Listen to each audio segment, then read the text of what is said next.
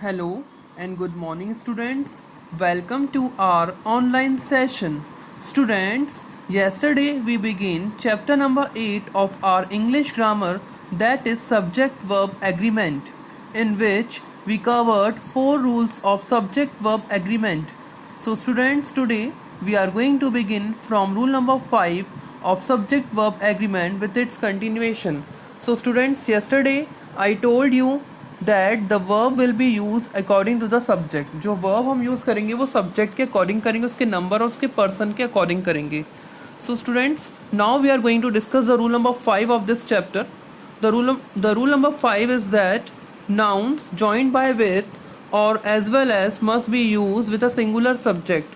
Okay, if two nouns are joined by with or as well as, the verb must be singular.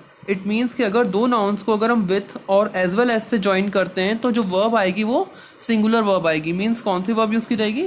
Singular helping verb का use करेंगे. अगर दो nouns को हम with और as well as के साथ ज्वाइन करते हैं तो जो वर्ब आएगी वो कैसे आएगी?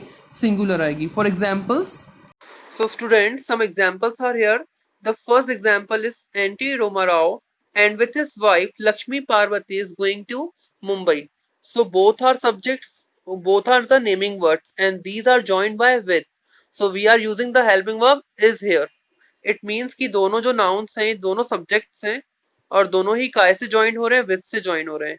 तो हम जो verb use कर रहे हैं वो क्या कर रहे हैं? singular verb को यहाँ पर use कर रहे हैं. So is that clear? Now second sentence, Priya as well her sister. Priya as well as her sister Sanjana is beautiful. So दो subjects जो हैं वो as well as से join हो रहे हैं.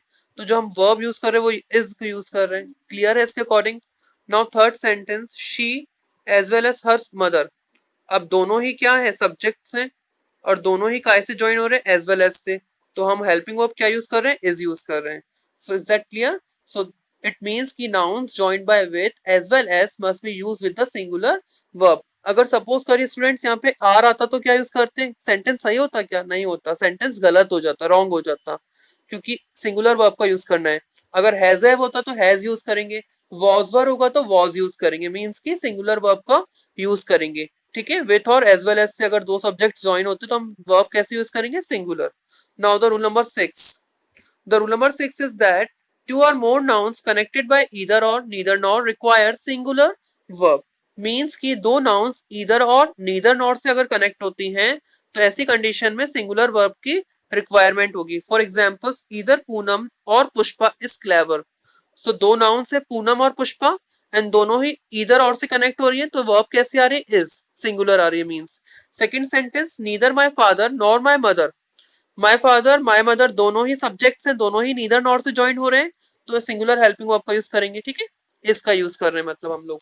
स्टूडेंट्स, चाहे नाउन बोलूं चाहे मैं सब्जेक्ट बोलूं एक ही बात है यहाँ पर. ठीक है, नाउ स्टूडेंट्स एक बात ध्यान रखिए, 6 और 7 रूल नंबर की मैं एक ट्रिक बताऊंगा तो वो ट्रिक ही काम करेगी आपकी मेनली. तो आप ट्रिक को ढंग से ध्यान रखना. Okay, move forward now. Note, a plural verb is required if one of the subject is plural.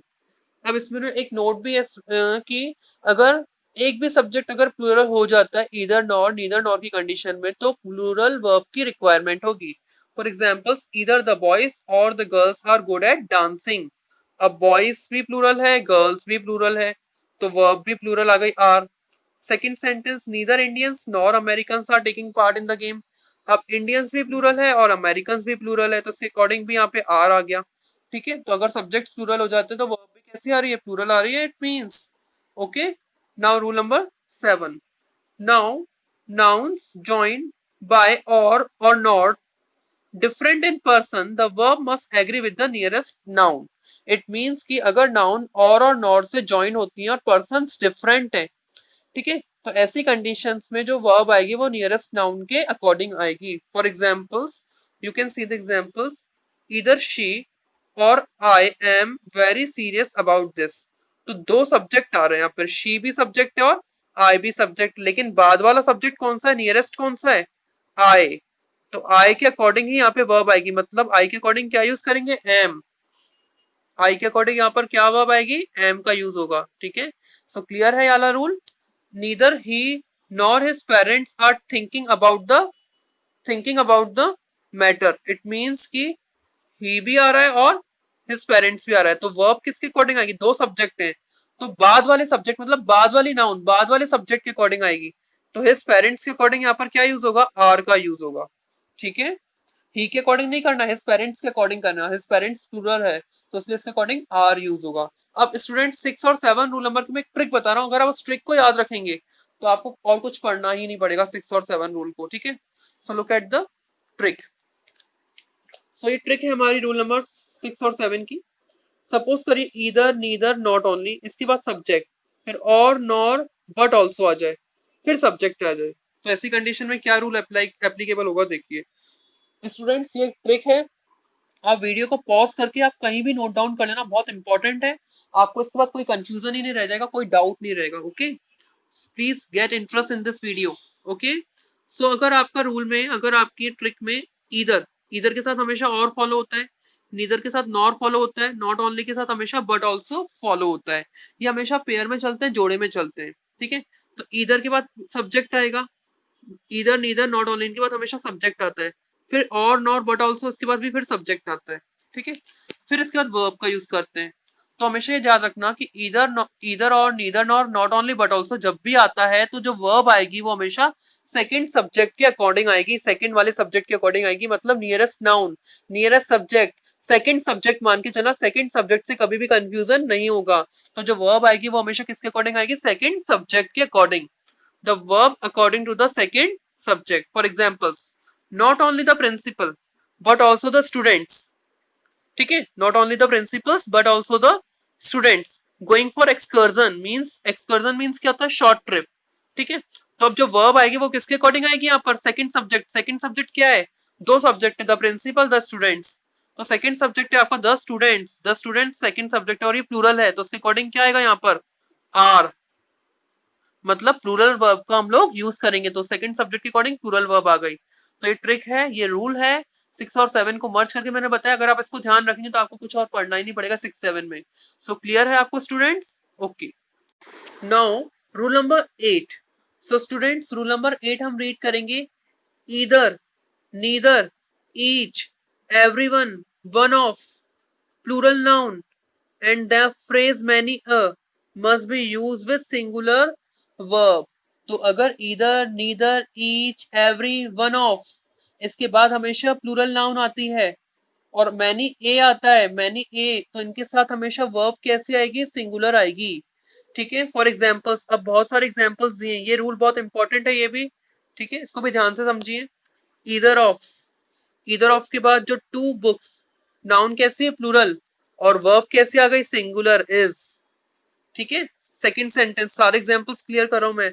Neither of two sisters, noun है, प्लूरल आ रही है, वर्ब कैसी आ रही है? सिंगुलर, रूल के अकॉर्डिंग फॉलो हो रहा है। तो इन सब के बाद हमेशा क्या लग रहा है? ऑफ लग रहा है, फिर प्लूरल नाउन आ रही है, फिर वर्ब कैसी आ रही है? इनके साथ सिंगुलर वर्ब आ रही है। इस तरह से रूल बनाइए। ठीक है, third examples, each of students, plural आ रहा है, नाउन वर्ब कैसी आ रही है? सिंगुलर। क्लियर हो रहा है? एवरीवन ऑफ माय, ठीक है, ये वर्ड आ गया एवरीवन ऑफ, एवरीवन वाला। फिर माय सिस्टर्स, प्लूरल आ रहा है, प्लूरल नाउन आ रही है। ठीक है, अब वर्ब कैसे आ गई? वॉज, सिंगुलर वर्ब आ रही। रूल फॉलो हो रहा है कि नहीं हो रहा है? Next, one of, one of वाला तो इससे पहले वाले चैप्टर में भी मैंने आपको समझाया था स्टूडेंट्स। वन ऑफ वाला, one of my friends, plural आ रही है, प्लूरल नाउन। देखो वन ऑफ आ गया, वन ऑफ के बाद प्लूरल नाउन आ गई। ठीक है, अब वर्ब देखते हैं कौन सी आती है। हैज आ रही है वर्ब, सिंगुलर वर्ब। तो रूल फॉलो हो रहा है कि नहीं हो रहा है? नेक्स्ट रूल देखिए, मैनी ए, नेक्स्ट एग्जांपल देखिए, सॉरी, मैनी ए, देखो मैनी ए फ्रेज है।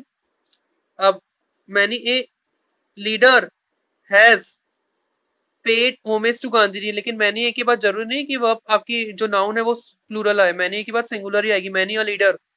ठीक है, many a leader has paid homage to Gandhi ji. Many a के बाद जो वर्ब आती है, आप तो इतना ध्यान रखो, मैनी ए के बाद हम जो वर्ब यूज करेंगे वो सिंगुलर वर्ब का यूज करेंगे। ठीक है, अगर यहाँ पे मैनी होता तो सपोज मैनी होता तो ओनली मैनी को हटा दूं, मैनी एक, मैनी के बाद ए को हटा दूं, तो मैनी के बाद जो नाउन आएगी वो प्लूरल आ जाएगी, मैनी लीडर्स। मैनी के बाद सिंगुलर नाउन नहीं आती, मैनी के बाद प्लूरल नाउन आती है, लेकिन मैनी ए आ गया तो मैनी ए के बाद क्या आएगी? हमेशा सिंगुलर नाउन आएगी, है ना। ठीक है, तो ये रूल नंबर 8 है। आई होप कि आपको रूल नंबर 8 क्लियर हो गया। Now rule number 9, two nouns qualified by each and every connected by and must be use with the singular verb. जब भी दो नाउन्स जो है each qualified each and every के द्वारा कनेक्ट होती हो, ईच एंड एवरी, तो जो वर्ब आएगी वो सिंगुलर आएगी। देखो examples, each advocate and actress is आ रही है, every man and every women, every भी आ रहा है और एंड भी आ रहा है, तो वर्ब कैसे आ गई, was. Each poem and story, poem भी आ रहा है, स्टोरी भी आ रही है और एंड से भी कनेक्ट हो रहा है, मींस ईच भी आ रहा है और एंड भी आ रहा है, तो वर्ब कैसे आ रही है, सिंगुलर आ रही है। तो मतलब है कि दो नाउन्स ईच और एवरी से जुड़ी हो, मतलब उनके साथ क्वालिफाइड किया हुआ ईच और एवरी को और एंड से ज्वाइन किया हुआ कनेक्टर के फॉर्म में एंड का यूज किया जा रहा हो, तो ऐसी कंडीशन में जो वर्ब आएगी वो कैसे आएगी, सिंगुलर वर्ब आएगी। देखो ईच भी आ रहा है, जैसे एग्जांपल्स में हमने देखा ईच भी आ रहा है, ओके, और एंड भी आ रहा है, एवरी भी आ रहा है और एंड भी आ रहा है, ईच भी आ रहा है और एंड भी आ रहा है, तो दोनों ईच और एवरी और एंड से कनेक्टेड हो। Each advocate and actress is very active, every man and every woman was killed by the terrorists. Each poem and the story was published. Okay, so it is the rule number 9. Each और end से connect हो, each end से या every end से connect हो, तो verb कैसे आ रही है, singular आ रही है। Now rule number 10 is pains and means may be used as a singular or plural. अब ये singular भी हो सकता है और plural भी हो सकता है, ठीक है, singular भी हो सकता है, plural भी हो सकता है, ठीक है। अब जैसे अब एग्जाम्पल के ऊपर डिपेंड करेगा, a great deal of pains, ठीक है, a great deal of pains has been taken, pains आ रहा है, ठीक है, लेकिन अब पेन्स से पहले जो वर्ड यूज किया जा रहा है अ ग्रेट डील ऑफ, ये सिंगुलर है, तो इसके अकॉर्डिंग हम यूज क्या कर रहे हैं, हैज का यूज कर रहे हैं, मतलब सिंगुलर, ठीक है।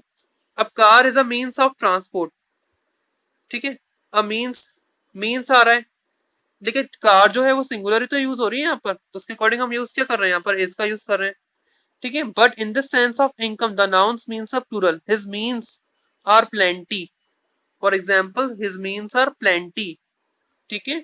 अब यहाँ पर जो है उसका जो सेंस निकल रहा है वो कैसा निकल रहा है, प्लूरल निकल रहा है, तो ऐसी कंडीशन में हम लोग प्लूरल वर्ब का यूज करेंगे। So it is the rule number 10, okay.